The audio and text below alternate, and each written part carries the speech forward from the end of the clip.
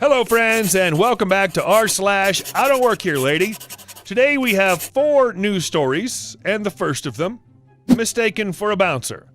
But before we start, if you're new, don't forget to subscribe and turn on the notifications for news stories every single day. And let's get started. There I was, waiting for my friends to get through coat check at a busy pub in downtown Ottawa. A guy approaches me and says, "Hey man, how much to let my friends and I ahead of the line?" It took me a minute to clue in, but I said, $5. The real bouncer then appeared and said, "No way, you got to get $20 for that." So the guy that approached me hands me a fresh $20 bill and goes back outside to find his friends. I head inside the bar to buy beers for my friends. The real bouncer later told me that the guy came back in and said something like, "What gives, man? I paid you guys to let us in ahead of the line." To which the bouncer responded, "No, you didn't. You paid some random drunk guy." I was that random drunk guy. Maybe it makes me a bad person to accept some unwitting fellow's $20 bill, but nevertheless, that's how it happened. I'm not sure if it was my dark shirt or the way my arms were folded. I'm not exceptionally tall or bulky, and no one's ever mistaken me for a bouncer before, or since. If you give the dollars to your friends, you better be at the door ready to go. Street smarts taught him a lesson, and here's our second story. I don't work here. Well, I say you do. This happened a couple of months ago, not long after Christmas. One day after my work, I needed to get some supplies, so I headed straight out to Costco. I run inside, grab a trolley, and spend about 30 minutes minding my own business while perusing the aisles. I park under the trolley a couple of feet away from myself and get a good look at an item when I get a tap on my shoulder. I turn to see an older woman, about 60-ish. "Where are the—" item I can't remember. I don't wear a uniform to work. Normally I just wear black jeans, a nice t-shirt or cardigan. I wasn't wearing my lanyard or anything like that, but I suppose I could be mistaken for an employee. Luckily for her, I had not long came from the aisle where the item was. "Oh, I don't work here, but they're over there by that big airbed hanging from the ceiling." She toddled off and I made my way over to the clothes piles that are stacked on tables. This time I was standing right beside my trolley when I heard a gleeful, "Excuse me." I turned to see old busybody, OBB, waving a pair of glasses. She thrust her hand out to me and I automatically put my hand out to take whatever she was giving me. "Somebody left these on the piles of clothes." "What? Oh, wait, no, I don't work." But she'd already turned and waddled off. So now I'm standing there with someone's glasses in my hand, cursing myself for mindlessly taking them from her. I see someone who actually does work there. I even asked, too. They took the specs off me and took them to customer service. I grab my trolley and start pushing it toward the tills when the wild OBB appeared again out of nowhere, dragging some old bewildered-looking guy by the arm and spotted me, with her talon-like nail jabbing the air. She comes rushing up to me with the bewildered guy, BG, practically getting his arm pulled off from the speed behind her. "OGG, oh, I found her, Teehee, I told you would. I found your glasses before anyone could steal them and gave them to this worker girl. I gave you the glasses. This is the man they belong to. Give me them." Me, "Oh, I don't work here, but I gave them to someone who does and they've taken them to customer service." BG, realizing that I'm just a regular customer like himself, thanked me and attempted to wander off toward the customer service area. OBB has been listening to this exchange with her mouth hanging open, looking from me to BG. When BG tried to walk away, her boa constrictor grip on his arm tightened and she's pulled a couple of feet away from me before he manages to shake her off.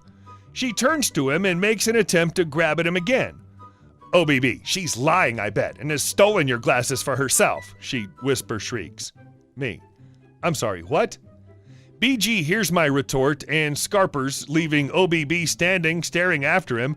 OBB turns slowly and starts fiddling with some items on the shelf next to her. She peeks over her shoulder and notices that I'm still standing, staring at her. OBB, "What, dear? Did you want something?" Me, "Did you honestly tell that man that I stole his glasses?" OBB, "What? I did not. I would never." "Well, my goodness," she huffed and puffed. "I said I gave them to you because you work here." Me, "But I don't work here." "I said that to you plenty." OBB, "Yes, you do." Flabbergasted, I gesture to my own trolley, and she looks into it with narrowed eyes. OBB, "Yes, stocking shelves, are you?" Me, "Seriously?" No, this is my shopping. OBB turns fully and rests both hands on the end of the trolley, looking at the contents. She reaches a claw in and plucks out one of the items. Me. What are you doing now? OBB. I needed one of these. Me. What the hell, lady? This is my stuff.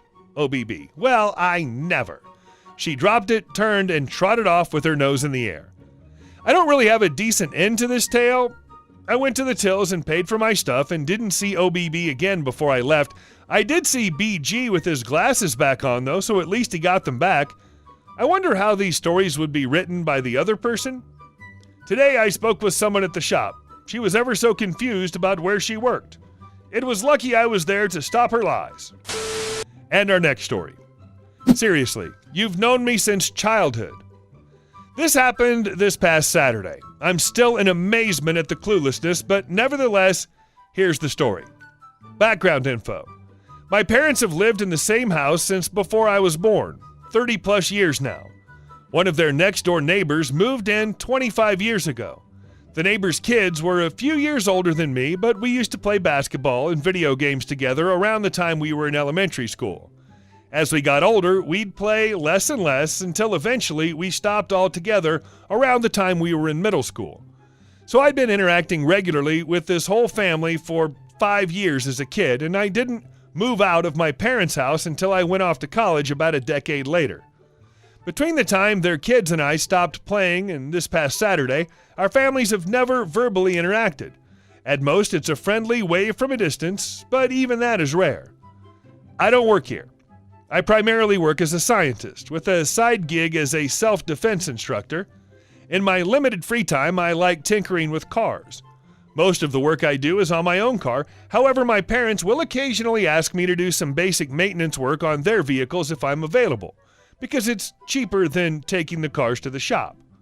I'm always happy to help when I can, assuming they don't mind me usurping their driveway or garage for a bit while I do the work.